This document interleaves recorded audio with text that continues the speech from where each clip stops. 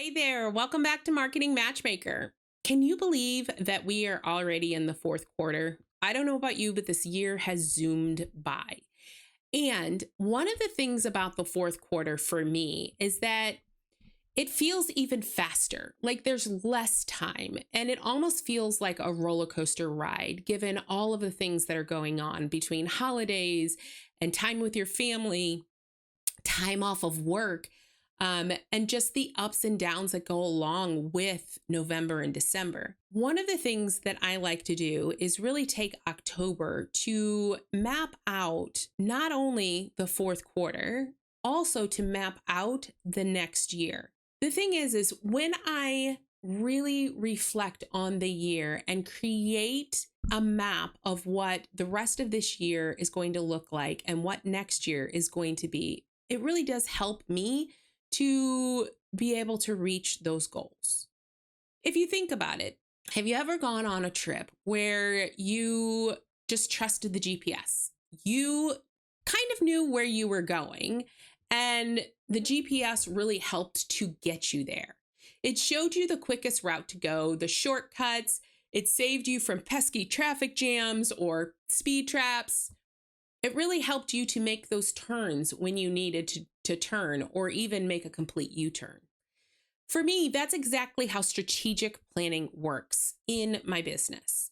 It's my GPS. It's knowing my destination and the ideal path to get there.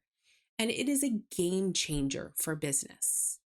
Because I like to do this in October, I look at it as a prime time to gauge what worked for the past. You have 10 months in this last year of really looking at what's working. Did I reach my goals? Did I need to pivot? Did I need to change my marketing message or my services? What was it that happened this past year will help to set up next year. And here's the thing. If you didn't meet your goals yet, the really great thing is there's still plenty of time left to do more than just catch up with your business. You can actually get ahead. The fourth quarter is incredibly profitable for a lot of business owners, but only if you go into it with a plan, and only if you're able to stick to that plan throughout the process. And while we're at it, let's also look into next year, because every time you make that plan, you're better able to create pivots and allow for adjustments. If you have that map, just like your GPS on that trip, when it says turn right because there's a traffic jam and reroute you, it feels more comfortable. The same will go for your business. If you actually have a plan and get to a point where you're like, I need to make an adjustment, it is more comfortable and easier to do. So are you ready to map out your successful fourth quarter and next year with me? That's what today's episode is all about. If you know me, you know that planning is really my thing. And if you don't know me yet, you will learn that along the way. And by the way, welcome. Honestly, if you ever thought about looking in my brain, which I wouldn't necessarily suggest for most people, you'd probably see a lot of sticky notes and flow charts and lists and diagrams. I love lists. Like, they're my favorite thing. Because yes, I am honestly that person. So much so that my family often teases me about my love affair with plans. My sister, she flies by the seat of her pants. She once said something to me that has really stuck with me. She looked at me and she's like, you get everything you want. And I don't necessarily believe that. However, what I do get is everything I plan for. Honestly, when you make a really good plan, you're able to actually achieve more. And that's what I want for every one of you and your businesses. So to start planning your fourth quarter and your next year, start by looking backwards. If we look at the last 10 months of our business, we are really able to paint a picture of what has worked and what hasn't, so that we're better able to do more of what's worked. Now, I will say, if you have not started collecting data over the past 10 months to really dive into, to understand on a realistic level what is working and what isn't, I would encourage you to do that right now. Because oftentimes I will see business owners assume something worked or something didn't, but they don't have any data to support them. Really diving deep into what strategies you did and what worked and what didn't will help you to be successful in your business. Stop section 1. Oftentimes, I see business owners without a plan, just winging it. And it may sound adventurous and it may sound relaxed, but here's the catch. It's really hard. It makes for a rocky path. Hope is not a strategy, and hoping that whatever you throw at the wall or whatever new tactic you try is going to work is not going to get you there. It is going to make your life more difficult. The real art is not in throwing spaghetti at the wall. It's not in constantly changing things. It's in making small tweaks, in gently pivoting your business or your marketing so that it's not a complete U-turn. Because the reality is, by scrapping everything, it often means that you're missing out on the buried goal within your business and within your marketing. The thing is in our world, in this world where we have everything at our fingertips and it almost feels instantaneous. Sometimes it is. I mean, if we're using our phone, it is instantaneous. Or if we're ordering something from DoorDash, it takes, 5 minutes to get to you. The thing is not everything happens instantaneously. And I think that's where a mistake happens within a lot of people's marketing. They expect instantaneous gratification, instantaneous results. And the real truth is, lasting success is more like a marathon than a sprint. And having that strategy, having that strategic plan is going to help you take that marathon and take the right path to get there.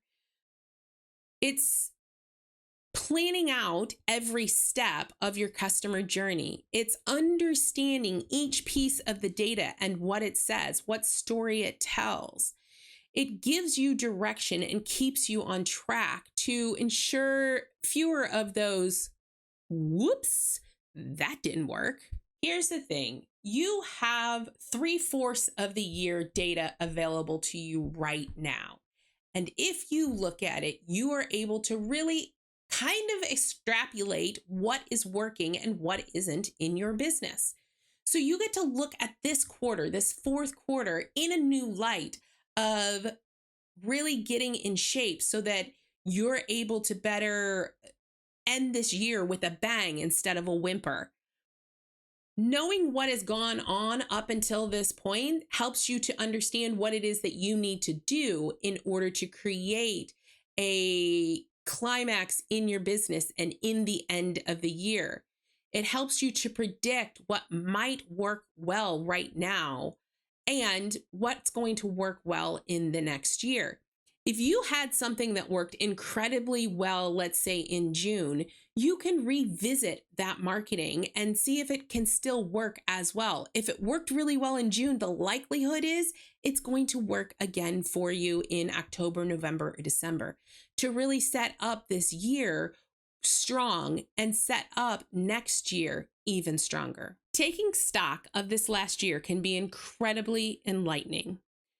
By revisiting your goals, you can really acknowledge what achievements you've made, recognize where the gaps are so that you might be able to fill them in the fourth quarter, and also chart a path forward so that next year is even better than this year. And when you're looking at your goals, make sure that you're creating smart ones, that they are specific, that they are measurable, that they are achievable, that they are realistic, and that they are time bound. Because dreams with a deadline, that's a goal for you. And the beauty really lies in crafting both the immediate goals in this quarter and also the distant ones for next year or 5 years or whatever your goal setting looks like. Your roadmap is the strategic plan. It's the thread that is going to sew your entire business effort into this beautiful tapestry of success.